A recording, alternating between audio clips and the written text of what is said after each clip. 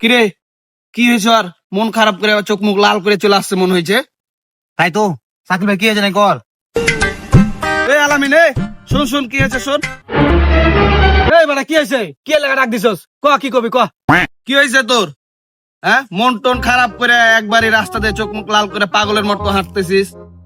হ্যাঁ, আরে বেটা কইস না, দুঃখের কথা কি কমু তোরে। আমগো চাপানগঞ্জে মহানন্দা ব্রিজের নিচে মেলা হইতেছে না, গার্লফ্রেন্ডে কইছে যে মেলাতে ঘুরতে যাবো। তারপর তারপর কি আমি রাজি হয়েছি, আবার একটা শর্ত দিছে, ওই আমারে নিয়ে গেলে সোনার কিছু জিনিস কিনা দিতে হইব। তা আমিও রাজি হয়ে গেছি, আমি ওরে নিয়ে যাই মেলাতে নিয়ে যাই একটা হেডফোন কিনা দিয়ে দিছি, ওটা দেখি শোনা যায় না। বন্ধু তুই ক। তারপর তারপর কি হলো? তারপর আবার কি, বাসায় গেছে আমারে ফোন দিছে, ফোন দিয়ে বলে ব্রেকআপ। দেখছেন বলদের কারবার? আরে বলো, তোর কাছে স্বর্ণের জিনিস চাইছে, সোনার না। এই কারণেই তো ব্রেকআপটা করছে।